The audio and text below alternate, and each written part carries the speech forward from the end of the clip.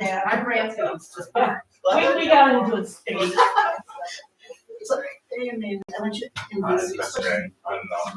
Oh, very nice. I see you got my email until Janice said, he's letting me know. Thank you. Oh, you did? Oh, thank you. I wrote this, for my, I never read it up, so I think that I can do it. Thank you for doing this. Yeah, you're welcome. Oh,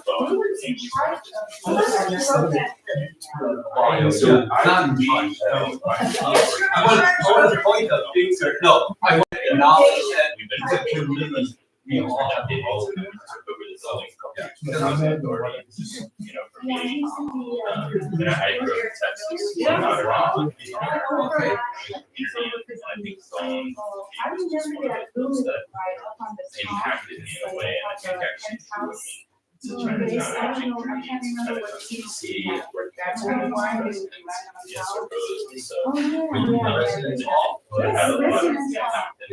So why my niece to be here in a Pacific corner. Do you know Harvey Dahl? I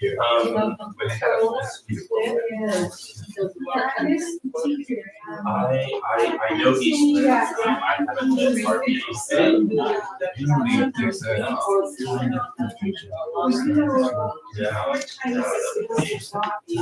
That would be wonderful.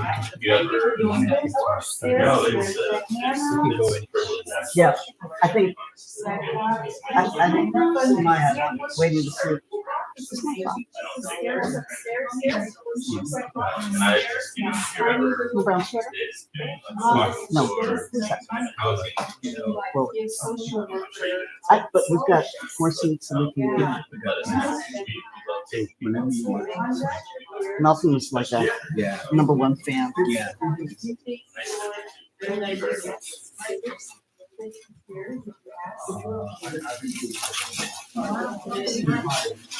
So this book, I think, was one of the things that drew me to this work. I read Bone when I was Bone. when I was this undergrad in North Carolina. Yes. There were like 6 Asians, and Yeah. I was just like, You have to read it. I'm waiting. it's a beautiful book. Are their mics on? Yeah. They are? Let me check.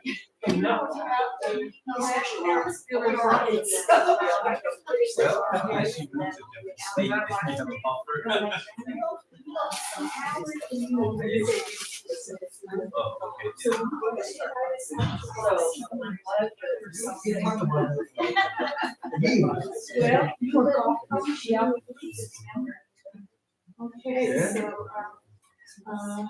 yeah. So everything's saying now. Okay.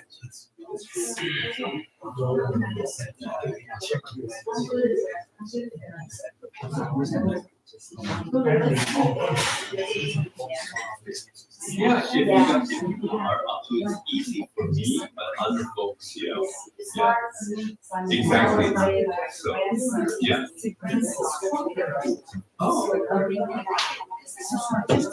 Yeah. So, yeah. We did keep that. Oh,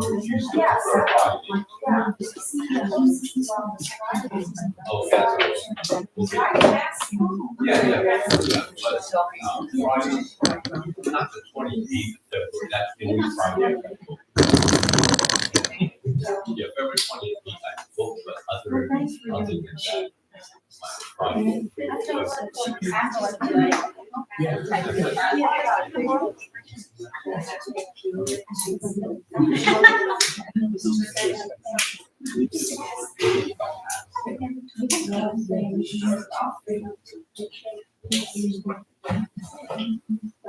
Walter, how are you doing? Fair enough. It's been a while. Last 6 months. Yeah.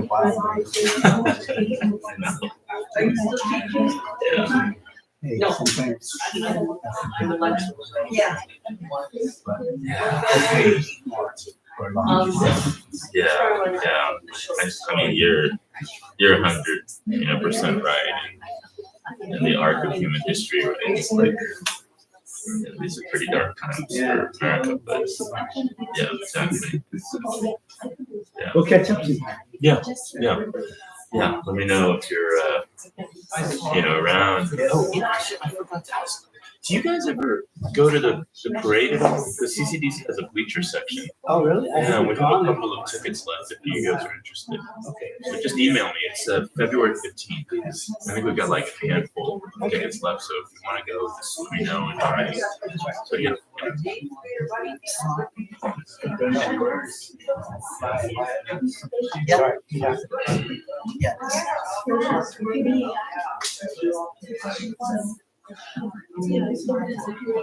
Good afternoon, everyone. Welcome. We're so glad that you're here with us on this rainy day. It's a very special occasion. I'm Janice Petty, and I'm the interim executive director here at CHSA, and we're delighted to have with us today in our book talk series, not one, but two really noted authors. And I'm not going to say much. I'm going to let them introduce themselves. But we have Amy Chai, who is here, professor at San Francisco State University. This is one of Mandy's books. I know there are others. Useful Phrases for Immigrants. And Fae Myenne Ng, who is the author of Orphan Bachelors, which is the book that she's primarily going to be talking about today, but there are others, Bone being among them. And what we're doing today is giving you an opportunity to be in conversation with two authors. And this is really a rare occasion when you've got two authors who are willing to come and talk about their craft and their books. You'll have an opportunity to ask questions. It'll be a moderated session. And when we're done, we will have copies of their books available for sale or signing if you're interested in doing that. And refreshments, you're probably sitting on your bottle of water or you found it. Okay. And we've got some fortune cookies, so feel free, informal, enjoy yourselves, and welcome. Haley, do you want to go from here? Sure. Can you hear me? Does this sound good? Thank you, Janice, and thank you to the Chinese Historical Society of America. It is an honor to be here with award-winning, legendary author Fae Myenne Ng. I was just telling Professor Ng how much I adore all of your books, from Bone, Steer Toward Rock, and now Orphan Bachelors, which is an American award-winning, multi-award-winning memoir. And it weaves together her family's personal history. Her father came as a paper son during the exclusion era, plus his family growing up here in San Francisco's Chinatown. And then also, it's an ars poetica about becoming a writer, and with many craft discussions also that I found deeply inspiring. So just to read you a brief list of her awards, she's an author and bestseller of the Penn Faulkner fiction finals Bone, and the American Book Award winner Steer Toward Rock. She has been the recipient of fellowships from the Rome Prize, American Academy of Arts and Letters, the Guggenheim, the Lannan Foundation, the National Endowment for the Arts, the Radcliffe Institute, and the Rockefeller Foundation. Fae Myenne Ng. Thank you so much. I am honored to be here with Amy Chai. I've admired her work for many, many years, and this is a real honor and a pleasure. I think the Chinese Historical Society, Janice Petty, everyone who's involved, thank you all for coming on this rainy day. It's a huge effort, and I hope you're not disappointed. So, we welcome questions later. All I ask is that you tell us your name so that we know something about who you are and what you're asking. This is what I ask all my students. Do I have any students here? Hey, there's a raised hand. Who's here? Identify yourself. Who are you? Hello, my name is Anthony. I'm a student at San Francisco University. Fantastic. Welcome. Okay, so let's begin. How should we begin? You want to do a brief reading? Okay, I will. Now, since it's Chinese New Year, how many of you know that village chant that sings out what the first 10 days of the new year is designated for. Who knows it? Okay, here it is. And you can count up to today, which is the fourth day. Wang Mu taught us an old village chant, a counting rhyme that matched 10 living things to the first 10 days of the new year. When we were kids, we used this rhyme to count off each celebration day. Day 1 commemorated the chicken. It was on this year, and she preferred calling it Phoenix. Day 2 was for dogs, and the third day for pigs, fourth for sheep, fifth for cows, and sixth for horses. Day 7 was everybody's birthday. It was a feast day, and we called it People's Day. Day 8 was for wheat, and day 9 was for soldiers. The 10th day was the day for thieves. Wang Mu told us, in this way, all life was celebrated. Who knew this? Can you do it in Chinese? No, I cannot. But the third day is really the wedding of the mice or the rat.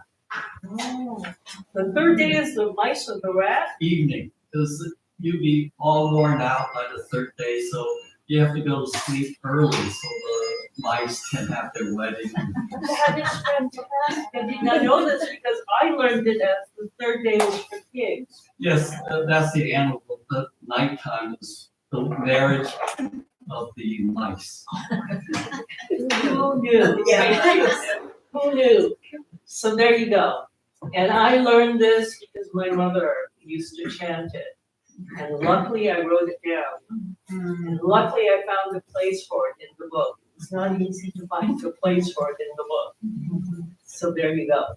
And I'll read something from Orphan Bachelors, and since we're in Chinatown, I thought this might be amusing.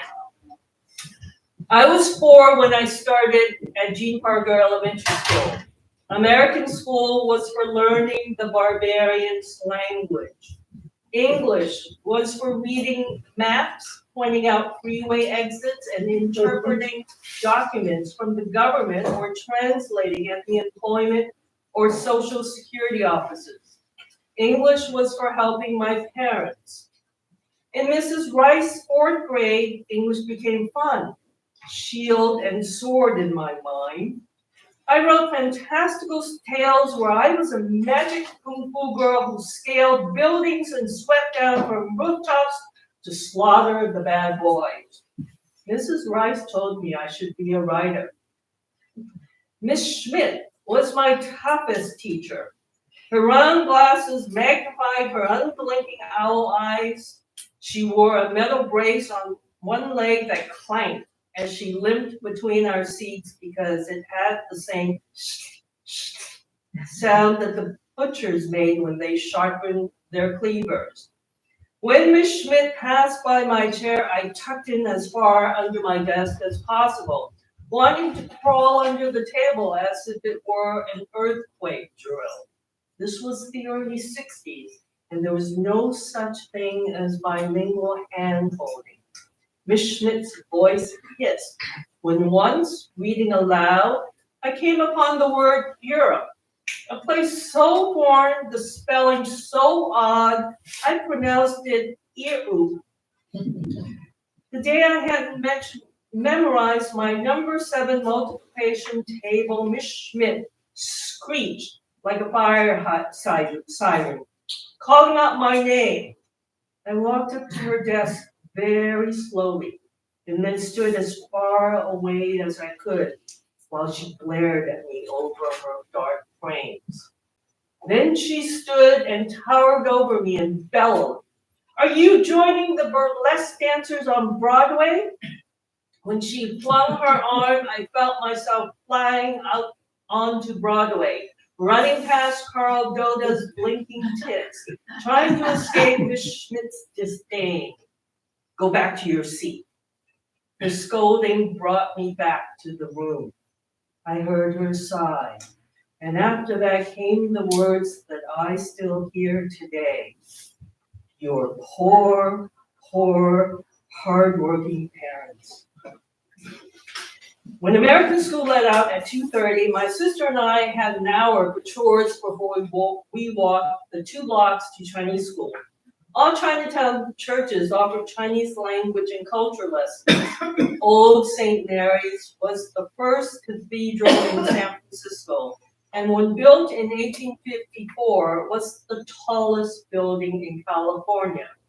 All churches, Lutheran, Methodist, Baptist, even Mennonite, offered Chinese lessons. Mine was run by the Presbyterians. Mom gladly paid the $5 a month for this childcare. Dad was suspicious. Tricky Christians. Don't indoctrinate my girls with the God stories. They're making friends, Mom countered. Let them have some fun. On Monday, we studied Chinese culture, Confucius. Tuesday was science and how the Chinese invented the first astronomy telescope, the first printing press. Wednesday was history, all about the barbarian territories conquered by emperors and indentured slaves entombed while building the Great Wall. Thursday was poetry. Friday was for the Bible. Miss Tai, the pastor's wife, came to read the scripture and teach us prayers. All I remember was that she was always pregnant. After a week or so of so much school, I didn't want to say that Jesus loves me. In English school, we were obedient, polite, and respectful. In Chinese school, we were firecrackers. We talked back. We never shut up. We had cheat sheets, scribbles of English phonetics along the Chinese characters. Our teachers grimaced at our twisty English-laced Chinese. We were Americans and we made trouble. We wanted to play. I once organized a kill the boys fight and sneaked Mom's fever into my school bag, only to get caught because she needed it to hack and mint a pork patty for dinner. Scholar Bachelor was my favorite teacher, but I had to call him Teacher Aoyang. He was even more ancient in the classroom than in Portsmouth Square. His large head housed hundreds of golden poems of the Tang Dynasty. He stood for a whole 2 hours, barely shifting his weight as the ancient poems droned out of him like graveyard mud. We did our best to recite in the colonized Cantonese of British-controlled Hong Kong. With our mashed up American accented Cantonese probably made him ill. When he shamed us for our rural dialect, we called him Frankenstein. At 6 o'clock, the bell rang and he reached for his hat, and we stood up, bowed, and said in unison, "Good evening, Teacher Aoyang." I watched him gathering his books and buttoning his suit jacket, which became the maitre d' suit for his night job at the Empress of China. Once, when we were invited there for a banquet, I saw him and bowed. I was surprised at his straight teeth. My parents smiled back when he said, "Obedient student." The first time I thought about writing a story was after Teacher Aoyang died. He'd fallen down the stairs at his SRO hotel. At his wake, I paid respects as his standby granddaughter. How old was I? Too old to be afraid, even though I was. My parents took me home before going on to the cemetery. I stood in the entryway of our apartment looking at the racks of our shoes. My father's army boots, stiff with their steel toes, his fancy Forsham shoes, my mother's work flats next to her heels, my own school shoes and sneakers next to my sister's moccasins, the bells shiny and gold, and our house slippers on the lower rack.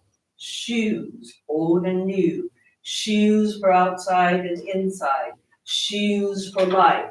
On your mark, get set, go. Then the thought popped into my head. Why not write a story about Teacher Aoyang?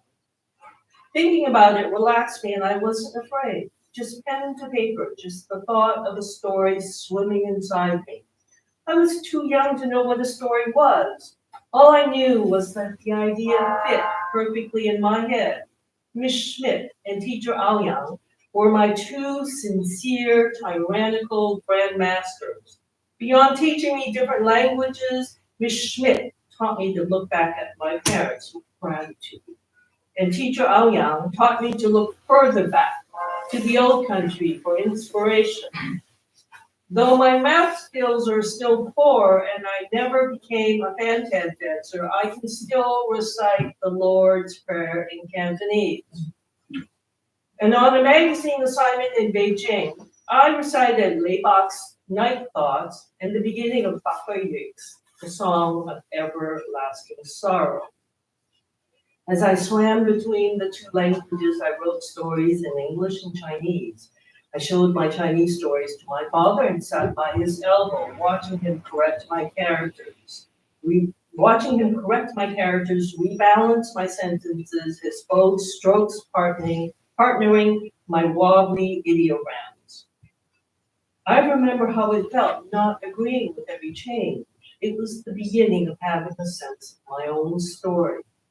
It would take a long time for me to realize that my father was teaching me how to let writing go, how to let my writing bloom.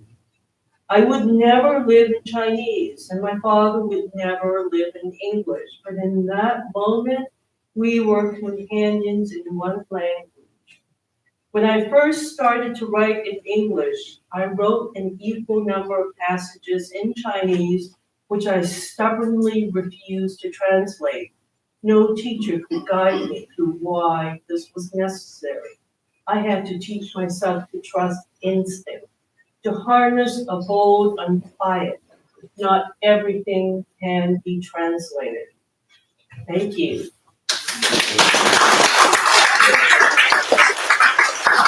I didn't go to Commodore, I went to G. Parker, so I got to place at G. Parker on Broadway. Thank you so much for reading that particular passage. I actually quoted it and I prepared some questions. And one of the things, because this is such a beautiful book, and I love this passage about writing to your father in Chinese and English, and that line you said, you know, I had to teach myself to trust instinct, to harness a bold unquiet. Not everything can be translated. And now here you have all these beautiful books that are translating this Chinese American experience. How did you learn how to trust your instinct? I think I learned from my father that I would be alone. And so I had to trust myself. And this is something I teach my writing students, that there are 3 I's, because in institutionalized learning, you're taught to just be the same, interpret stories the same. And I teach my writing students that the first thing you trust is your instinct, and then you use your imagination. And if you're desperate, then you try your intellect, but it just becomes boring. And I tell them, if you do that, I'm not going to read it. Oh, it's fantastic writing advice. Thank you. Oh, and Jazz and Ivy, we're also being live streamed. So if you're watching via live stream, you can post a question on YouTube and we will ask it of Professor Ng here. Let me say that. Another question, in this book, you detail so emotionally and vividly your father's own immigration journey. He came in the exclusion era, it was 1940. It was not lifted until 1943. As everyone here knows, Chinese were forbidden from becoming naturalized citizens. So we're forever illegal aliens in a country that they were invited to come and work here, like your father. And then there was an amnesty program, and he didn't get his U.S. citizenship until 2001. And what I find chilling is when we first read this, it came out last year, I was like, oh, I'm so glad someone is telling his history so it's not forgotten. And now with this new administration and this type of reversal, trying to get rid of birthright citizenship and trying to reverse all this labor that Chinese immigrants have done for their own children's sake. Can you tell us, about how it is you helped your father get his citizenship? What was it like witnessing this in your family, this burden of knowing that your father didn't have legal papers for so long? Yeah, this is such a complicated and tragic story to tease apart, because first you have Chinese immigrants who come to this country under a false paper name, and they have to give up their true history, and they have to memorize a book of lives to take on a stranger's name. And so they live a lie in this country. Then in '56, because of the Red Scare, my father decided to confess so that his paperwork could be cleared, so that his wife, my mother, could have a clear paper passage to bring her mother over. But between '56, the confession program began, in '66 when it ended, the other emotional element of this is that anyone who confessed had to name your paper and your blood relatives. So it wasn't a simple one confession. You could destroy a whole village. And that kind of distrust created a sense of fear and suspicion and distrust in the community. Nobody trusts each other. You could be betrayed by a neighbor. You could be betrayed by anyone. So this is a masterful attempt at destroying family life. And this is beyond just what was created by the exclusion law, which was 60 years, 4 decades, 4 generations of Chinese Americans who were not able to have families. Chinese babies were not born. So as my father raised, it was a brilliant and bloodless legislation because you didn't have to kill any Chinese. You made sure no Chinese babies were born. It was clean. It was masterful. So it's very difficult to say that I don't think we ever will be, what is the word? You don't heal from this. 4 generations is a lot of unborn people, children, lives, creative artists, gone. And you described even how it tore apart your own family.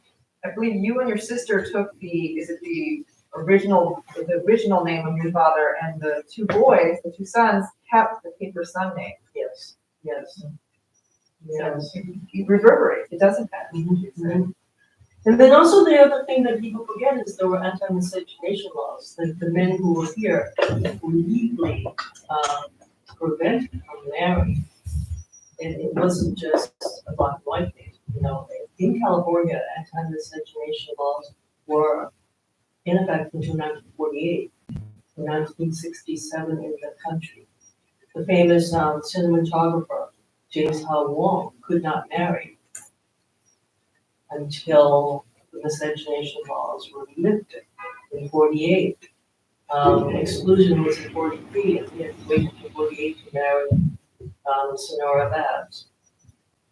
And the entries being made exactly. And a woman with American citizenship married a Chinese man who was ineligible for naturalization, would lose her citizenship. Just like in the Japanese American. Yeah. So it was an attempt at genocide against all the Chinese workers who came, were invited to work, their labor was stolen, their bodily strength was stolen, their knowledge. The Florida citrus industry was built by Chinese. The Central Valley, the tomato cluster, the Meyer-Levin, the Napa Valley wineries built by Chinese. All Central Valley fruit orchards built by Chinese. the fishery and the shrimp industry. Taken. But then the Chinese men were meant to die out. It's horrific. And you do a beautiful job, a very meaningful job in describing this and making the history. It's not dry. It's beautiful, like a novel that's memoir. It's very, very moving. One of the other things I just want to talk about in your writing is you weave in so much history as well as the personal story. And like you bring in like Vincent Chin's murder in the 1980s when Detroit auto workers beat to death a Chinese American engineer. They thought he was Japanese, he was stealing American jobs, right? And you bring in the various massacres and lynchings of Chinese workers here in California in the 19th century, and you put it in the context of your own family struggles. How much research did you have to do? How many years did it take in order to write, to get the information for this book? this book took 15 years. You know, I didn't sit and write for years. I thought about it a lot. You know, Fae Myenne Ng's story was, you know, something that I knew from a young age. She went to Chicago school as well. And we appreciated her. At Berkeley, two students knew her name. And Berkeley has a lot of local Chinatown students. Nobody heard or knew her name. And every semester on 9/11, I have been listening to the recording on calling the authorities. That was the first notification of the hijacking. If she had not done that, what would have happened? And all my students are horrified that they did not know her name. And a lot of my students, even the ones from Detroit, from Chicago, didn't know Vincent Chin's name. And they would say, I'm so sorry, I didn't know this. It's not your fault.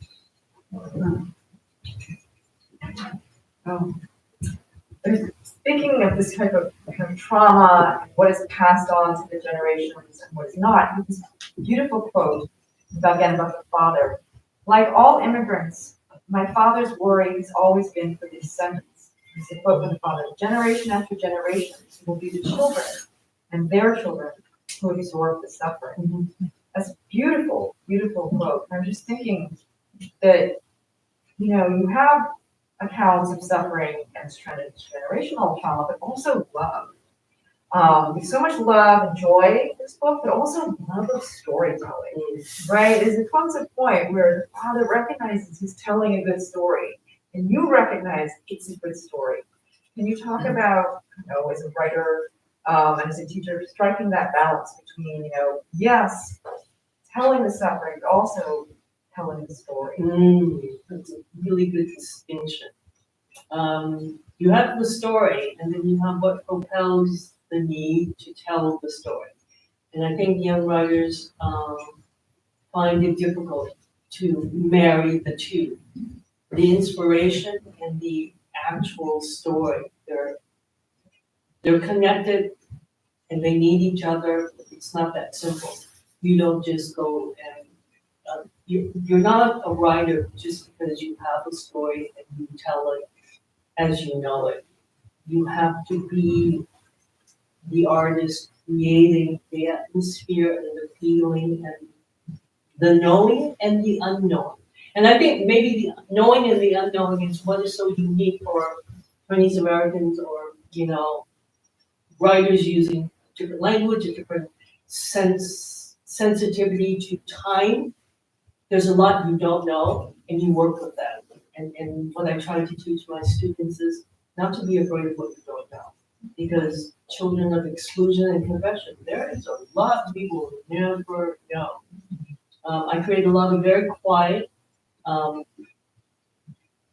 men, and I create a lot of very noisy men because they're connected. They know when to shut up. They know when to be quiet. And they know when to rage. So it's kind of essentially what you know and what you don't know. And students are encouraged not to be afraid of what they don't know. No, it's beautiful. And wonderful advice. This book is full of really fantastic craft advice. As I teach creative writing at San Francisco State, and, you know, I just want to use so many of these chapters to inspire my students. It's just really great writing craft advice. So I'm going to ask one more question, I'm going to open it up to the audience. Oh, before that, I think Maylee should tell us what the quote she used for Mencius for her beautiful short story on Elio. That is a story that is so moving because it's about that deep betrayal within one family, which resonates with all of our histories. You know, who you trust and how do you portray that trust? How do you maintain that love? So I forgot. I had the story, and I brought the wrong copy. Oh, this is an essay I wrote for the New England Review, and it's about my conflict between my grandparents, on the Chinese side of the family, my father's parents. My grandmother chose to be buried alone, in a mausoleum outside New York City so that my grandfather could not be buried beside her. And it was secret decision, and we did not discover it until she died when I was 13. And so I spent my decades trying to unpack this and trying to figure it out. And it goes back to things that they had experienced during the Sino-Japanese War, and the sense of betrayal that she had. And my grandfather's sense of duty to his older brother, who was like a very fundamentalist Buddhist, and who had was going to die without having a son. And so the quote is, I don't have it in front of me, so I'm going to paraphrase. Of the 3 ways to be unfilial, the greatest is to die without a descendant. And he was going to die without a descendant. And so then in his own thinking, he would be condemned to hell. So my grandfather secretly sent my father, his eldest son, without telling my grandmother, to Taiwan, to his older brother's deathbed. And my father told his uncle, my father is sending me to you. I am your son. I am your son now. And so on my great uncle's tombstone in Taiwan, my father's name is inscribed as his eldest son. And so when my grandmother found out, she became infuriated. Because it's, how dare you give away my son, my eldest son, my son. And, it turned out during the war, this uncle had refused to give them aid, as my father's family took that game. And so when the Japanese were invading, they had to flee, and they made it to the uncle's house in the neighboring province of Fae, and he refused to give them aid during the war for very complicated reasons. And so they had to become refugees. And so she could never forgive him for that. And so she could not forgive my grandfather for, giving their son to his brother, even if it was just spiritually. So that was the unfilial essay. It's an amazing art, piece of art, because it works with memory and it works with betrayal. But it also underscores what happened. This is the mentality and the belief of men in China. So then we bring it to America, where men were just forbidden to have descendants, right? And so they're being not only the genocide of they're losing their end of the family line, but they're being condemned to hell, to a Buddhist hell, because they did not create descendants for their ancestors. So it's a prelude to my book. Yes, it's the horrible context of the suffering, of the suffering of your father's generation, and how you experience it as well. Questions from the audience? Well, I think that what's been so essential about now the growth of many Asian American writers and filmmakers and so forth, that our healing cannot come without touching on the truth, right? And so, it's exciting for me to see that there has become, more materials available so that these kids can learn about research and, all of these things that have defined who we are Asian American now. But, to really recuperate or recover all those secrets that our families, being the daughter of a paper son and paper daughter, and, trying to uncover how they came here, where we fit in, where we belong, is something that I think resonates for a very long time. It is our legacy, it is our trauma, and we need to keep on digging, and, for the healing to really begin to take place. Alicia Lowe, filmmaker. One of the things that I thought Professor Ng's done so well in all of her books is to bring in this history, right, in a way that it will not be forgotten. And one of the things we had discussed earlier is that if we don't bring up this history, no one's going to do it, right? America does not, its institutions do not record our history. That's why the Chinese Historical Society of America is so important. We have this space mean, if you see the Bruce Lee exhibit upstairs, they have preserved the space, the images, the history, and they hold these meetings so that, if we as a community don't do it, it will not be done. Mhm. And so I was just thinking about the advice you give to your students, and also thinking about, you talk about language so well. When you tell your students, when they first write, they write in very more academic, formal way, the way we're taught in school, which is to imitate the mainstream. And you give them advice, like, how do you talk at home? Yeah. Can you talk more about that, classroom discussion?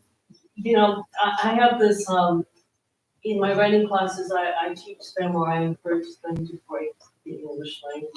This is a colonized language. They come into my classes, 7, 8 English creeps. And I'm going, put my head down, you guys all sound white. Can I hear the cadence of your ancestral languages in your English? And here's a good example. One student wrote an essay, and she said something about how she came into my class and she hated writing, and all we did was write. And she said it was so laborsome. And I said, I love this word. It's not laborious, but it's laborsome, because labor is the fundamental word in our history. So she just connected laborsome. She thought it was a real word, and I really wanted to support that. It was a wonderful word, and it's a way to break the language. Now, it's not going to get into, Webster Dictionary maybe, but they can be free to be creative and make their words stronger, with their own history. So, and I think language is everything. I want them to work with the diction. In the Vincent Chin chapter, I talk about the mother's English. The Phil Donahue chastises her because her tense is, I held I have to quote, because I have this all underlined. Oh, okay. On the Donahue show, Mrs. Chin uses English as she describes Vincent on his deathbed. I hold my son. And then Donahue repeatedly, Phil Donahue corrects Mrs. Chin, corrects Vincent Chin's mother on air and says, "You held your son, held." And then she refuses to change that and continues to say, "I hold my son." And you describe this so powerfully. Because you bring it into, Chinese doesn't have a text, it's by context, by the situation. He was beaten, he died 4 days before his wedding. It's context. So that's why Asian American students have such a problem with tense, because, it doesn't exist in Chinese grammar, but it's context. And so, but the point here with Vincent Chin's mother is that she didn't have English. She was in a restaurant, in a laundromat, and she became an activist, and she went around the country talking about this case, making sure people understood what the suffering was and what the injustice was. And this is a kind of courage to use language that is not your own, to make it work, to make the language laborsome. And this is what I want to encourage my students to do, to be bold with their language, to combine the meaning, because you have different personalities, different languages.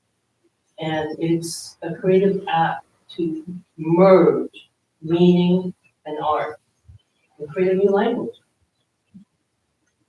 And I have to say, I've read a lot, and I was alive when Vincent Chin was murdered, so I remember this. We're living in the Midwest. I did not remember this. I don't think I saw the Phil Donahue show. And I've read books, I've seen videos. The only account that talked about Mrs. Chin's language and Phil Donahue trying to correct her. So thank you for writing this. It's so powerful.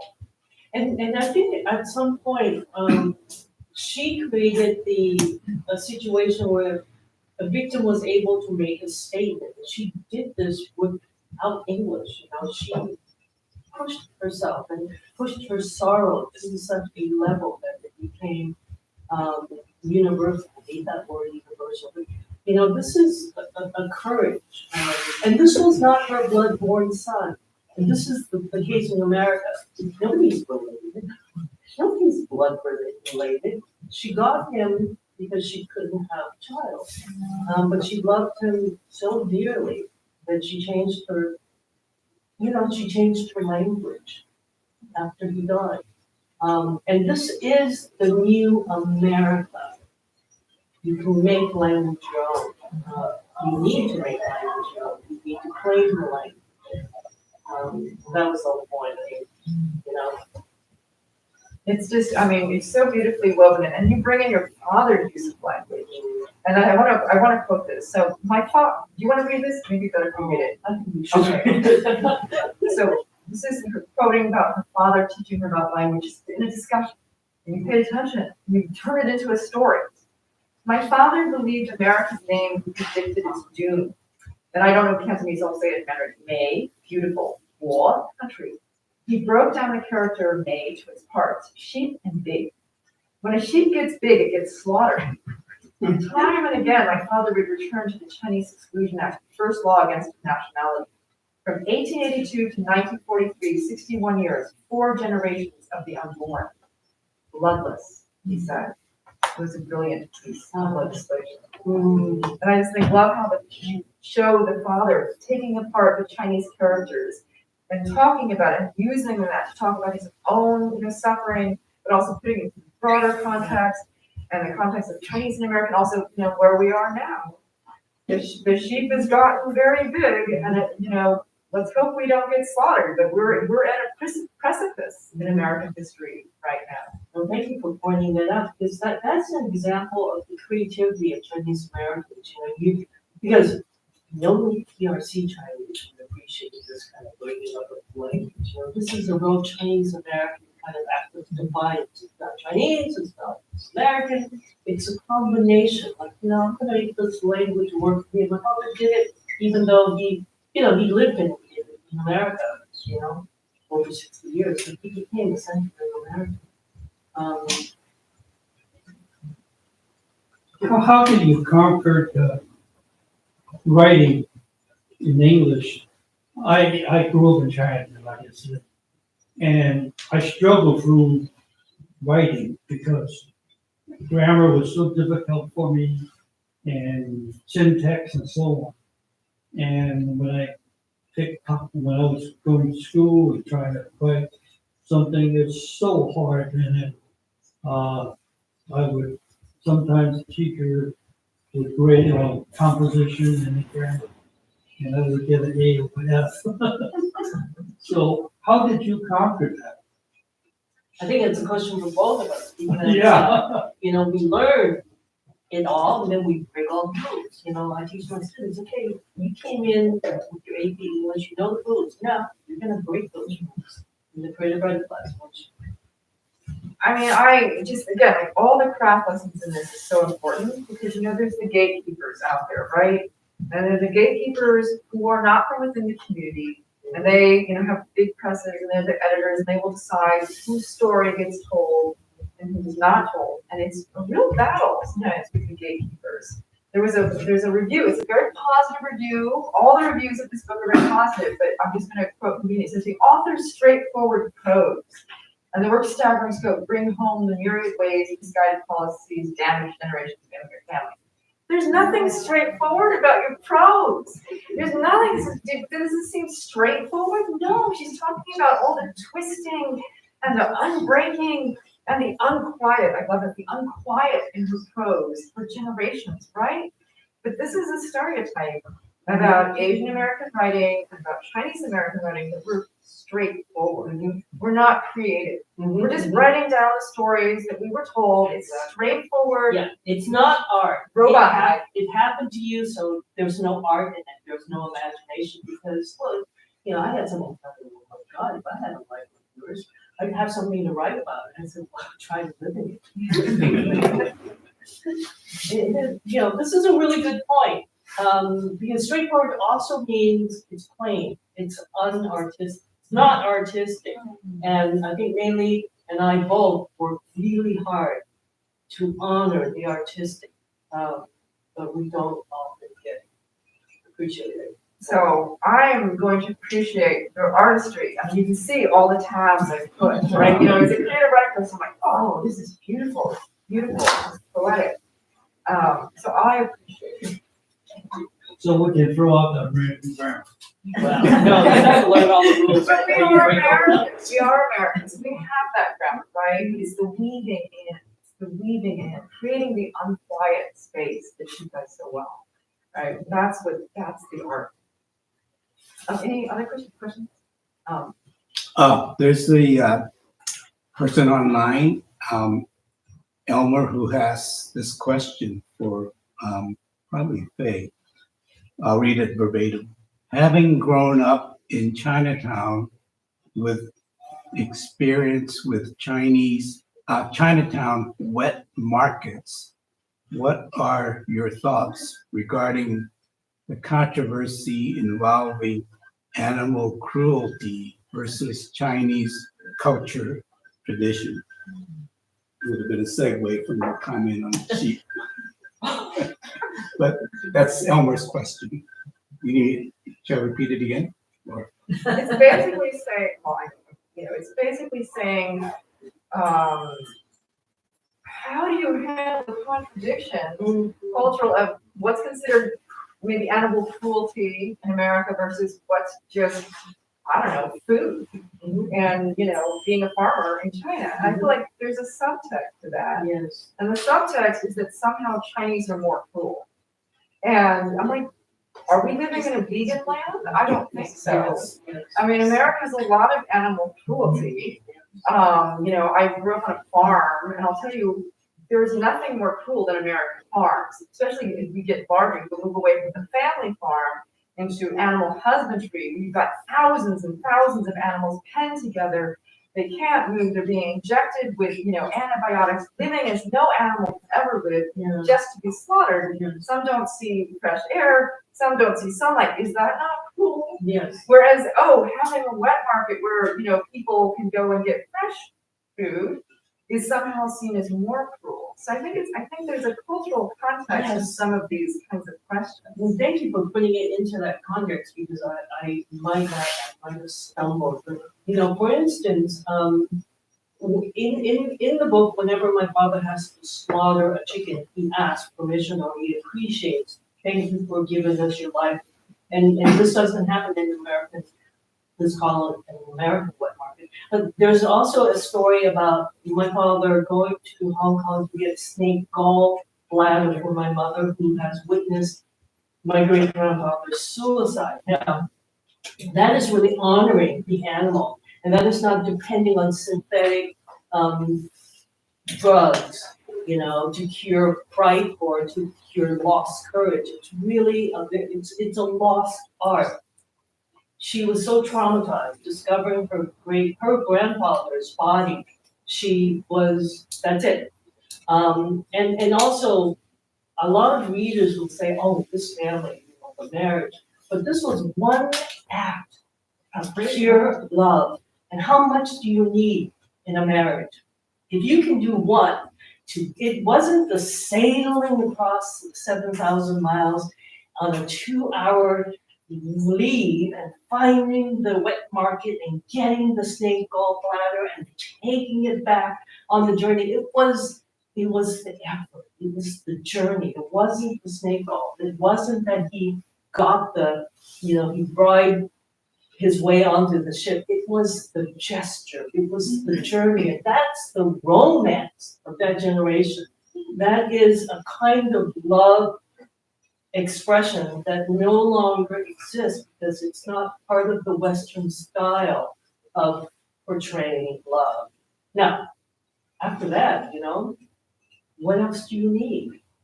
I think that's a very loving family, actually. I mean, I was very moved by this. I don't see it as unloving. I mean, look at who's running our country and that family. I mean, like, who gets to be considered a loving family, right? I mean, as you say, it's the labor, it's the effort. Just to have a family takes so much effort.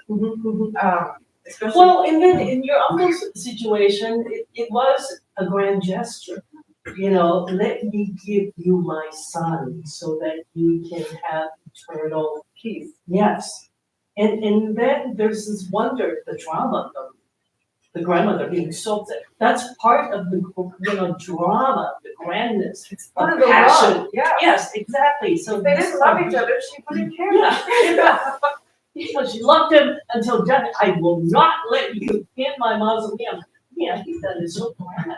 Thank you. Thank you for saying that. I think so. Your betrayal was so huge. I do not want you in my eternal love. I think that takes incredible courage. She never said he was going to hell. Because she knew he was too kind, and she believed in heaven, so she thought they would both be there, but just not in the mausoleum, right? That's so dramatic. That's a story. That is, an incredible, gesture of feeling. Like the snake doll, right? That was very moving to me. I understood that. The woman in the pink sweater. So I found this story really incredible in terms of your father. It raised in me a curiosity about your mother's story and the question of her life, the impact on her and her impact then on you and your family. Tell us your name. Jackie. Jackie Jew. Yes.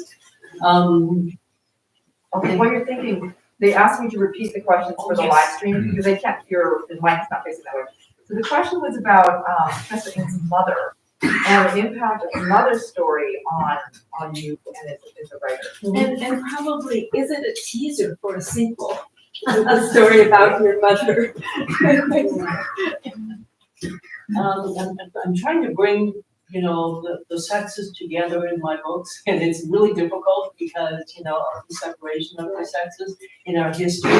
I might say that both is as much about my mother. I think they're all about the impossibility of marriages in America.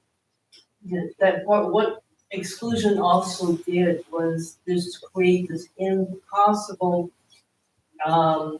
realm of imbalance between the sexes. You had 4 generations where men were here alone, and then they created really strong women in China who missed their men and arrived here and didn't need their men, perhaps, but they were competitive. They were able, and so it's a new form of marriage. It's not the marriage that happened in pre-communist China. It's not a traditional marriage in America. It's a marriage of struggle and imbalance, and yet if you look at the families in the 50s and 60s, there was dedication, there was loyalty, and there was absolute devotion to the family, to the children. These families in the 50s and 60s in Chinatown. It was absolutely devoted to the care of children. What I can say about the women is that their struggle was equal to the men in terms of what my mother did was devote herself to bringing her own mother over, but she hadn't seen her mother for decades. But she was absolutely dedicated to this, and it cost her, in many ways, it cost the marriage. And this is not unique, because you had the separation of the sexes. This is a condition. This is a condition where the husbands and wives were not able to have an easy union. You have a generation, you have these bachelors. And if you've seen any of these pictures, there are no Genfei pictures, any of the Getty images of just alleys of men, the isolation of men and women created a different, we are the descendants of this. Do you believe that there is? I do. I do believe that. I would just be really. I think the story of the women also needs to be told, and that's what I'm And there are many books. G.D. Young writes a lot. Have you read the books? Amazing collection of the history of Chinese American women. I wrote about the sewing factories in both, and that leaned toward the lives of the women. We need more. We need more. Thank you for the attention. Black hat and back. Hi, Fae Myenne Ng. You talked about the story versus that propelling need to tell the story, and I wanted to know, when you're using your lived experience and your family history, how that changes when you're working with fiction versus memoir. The challenges or the things that excite you and draw you towards one versus the other when you're telling your stories. Tell me your name again, Naomi? Noi. Noi. And the question is about the difference between using lived experience and then moving into fiction or nonfiction. You're asking about the translation of truth into the deeper truths of writing. Am I right? Yeah. Okay. What's the difference in genre? How do you decide if something's going to be fiction and how do you decide if something's going to be non-fiction? Okay. Here's the secret. All writing is fiction because life is lived, life happens. And then when you recreate it into any type of writing, you create life on the page. And that takes fictional skills, even if it's nonfiction. You have to create the life on the page. Does that help? Are you a writer? I am. Tell me what you're writing. I write poetry and fiction, but I also, some nonfiction, a little bit of everything. Okay, does this help? It does. Yes. Okay, and you heard Bailey talk about the tangled situation in real life. Please read Unfilial. Yeah, and you'll see. Hello everyone, sorry I'm jumping. My name is Heidi. Yeah, I originally from China. I'm better too. So last year I published English poetry in Los Angeles, the time Valentine's time book series. Yeah, so actually this book is good. So, but the problem about mask, just sometimes when I have something poetry, if I talk about something location or something something culture, it's rather confused. My question about what I can do That's what they're saying right now. Yeah, keep my draft also can help other different reader understand our Chinese book. Yeah. So for the live stream, this is a woman named Heidi who's originally from Beijing, who also writes poetry. Is talking about how when you're writing in America, when you're writing about Chinese things and Chinese culture, how any tips for conveying that cultural experience across differences? Yes, I consider it important. Yeah, sorry. English is my second language. Even I tried learning almost more than 20 years, but I still learning. I think language is fluid and language is changing and language changes each writer. So you can be living in English 20 years. You are no longer a Beijing writer. Am I right?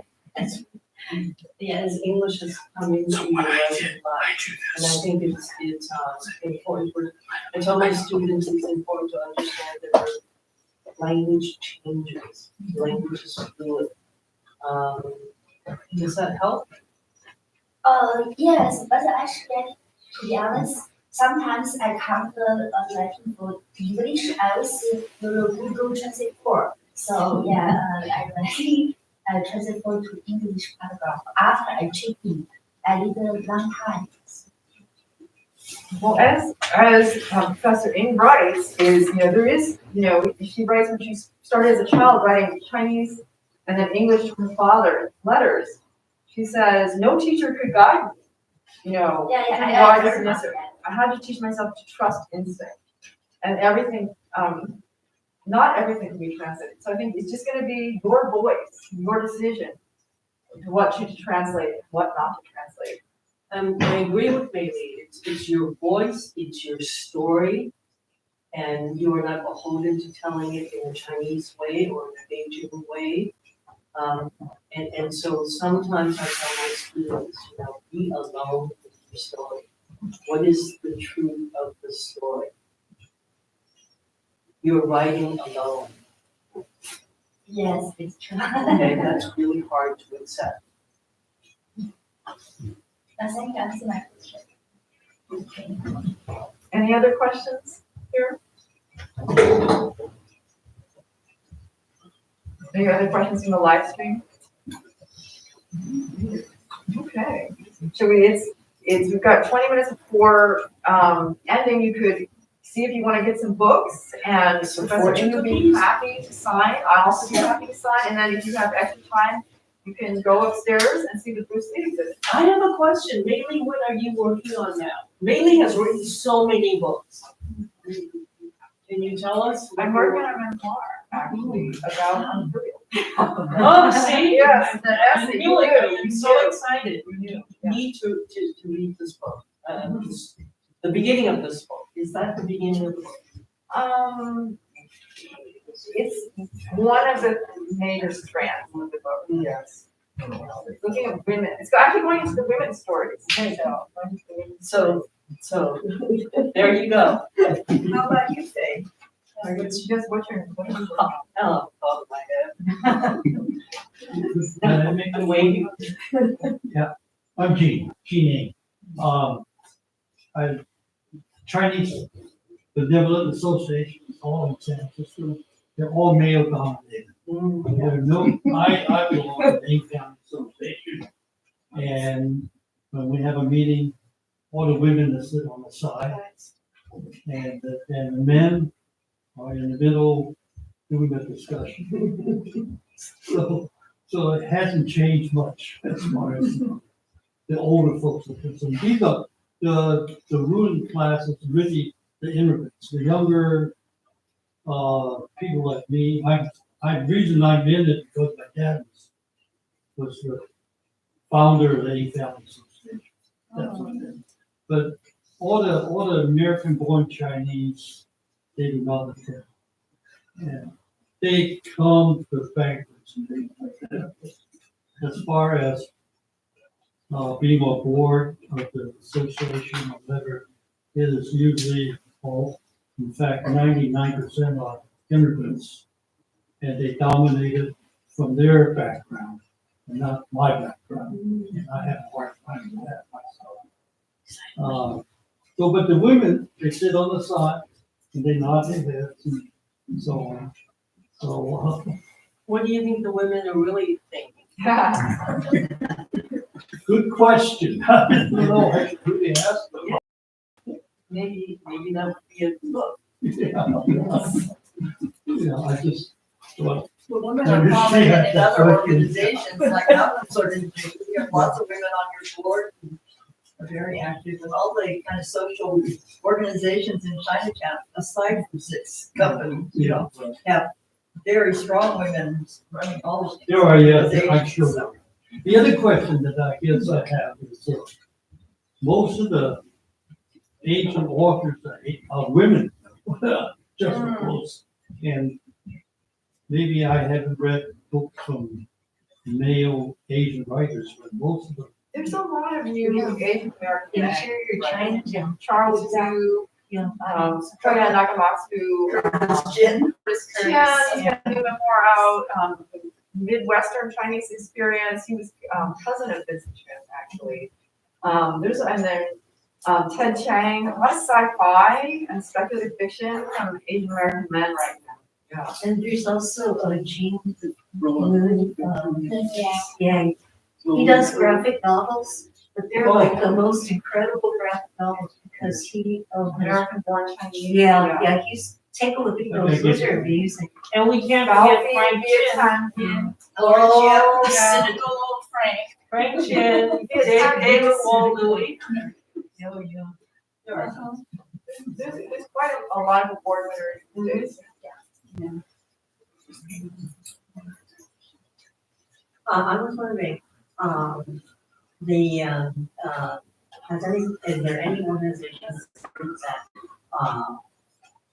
could be founded or whatever to encourage the heirs or descendants of paper sons to give their story, because I think we're all of a certain age where when we're gone, there'll be mostly no more paper heirs of paper sons and daughters. That's a really creative idea. Actually, I'm gonna ask Walter Lim, who's co-president of CHSA, to respond to that comment. Very thoughtful question.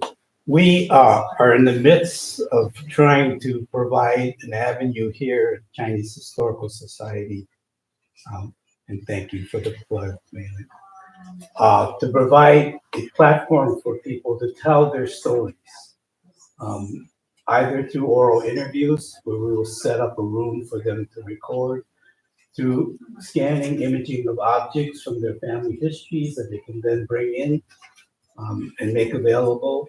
They will be in our virtual collection online and made available to others, assuming permission is granted to share. So writing is such a difficult craft, not being one I know. And I really admire the people who do it well. But there are many like me who, don't have that craft. And I think what we at CHSA would like to do is provide a forum for those people who want to just speak about their past. And we will make that an easily, you walk in, you sit down, you talk, and we will record. You bring images, documents, whichever things are meaningful to you, and we will share it. So I didn't prompt her for that question, but thank you so much. Maybe you can get StoryCorps to. Exactly the same idea. Thank you. Yeah. Exactly that idea. Also, can I share that us baby boomers, right, who went to school, learned English, went to college, started families, paid off, the college fees and mortgages. We have just recently, the last few years, had time to do genealogy and family roots. So we spun off Henry Tom, who's been doing the Henry Tom Chinese Genealogy Workshop in Las Vegas. He had to stop San Francisco because it's too expensive here. But we now have a Bay Area Chinese Genealogy Workshop, and it's in Oakland at unfortunately, the Mormon Family Research Center. So you can just go Bay Area Chinese Genealogy Group, and there's a core there already starting of about 100 people or so. Okay, so you can plug in here in the Bay Area. If you've already started doing some, family roots, or you want to, you get a lot of help. I have another plug. Also with the Angel Island Immigration Station Foundation website, which is AIISF.org. The records of people who came through Angel Island or across the Pacific, actually, they have records of all of those. So if you want to do some research sources, you can look and they will give you suggestions, but this is all tied. Yes, all tied in together. But it's another source, and also please visit Angel Island Immigration Station. When's the subsidized ticket day?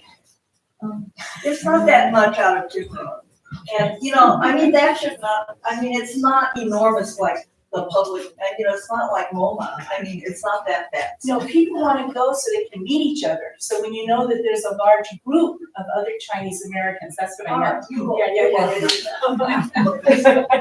Yeah. Let's thank the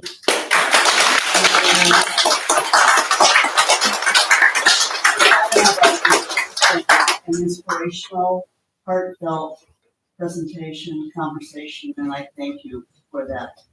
So we're not done. This is an opportunity now for you to mix and mingle, and both Fae and Mei Li's books are, like I said earlier, we have them available for sale. If you brought your own copy with you and you want to have it autographed, they would be happy to do that. Just want to stay and chat, meet someone, and talk about your roots, your history. and how we might be able to take our history and move that forward. So that the younger people today are looking back at us in 2025 and having a new perspective on the history that's being created by people like me right now. So thank you.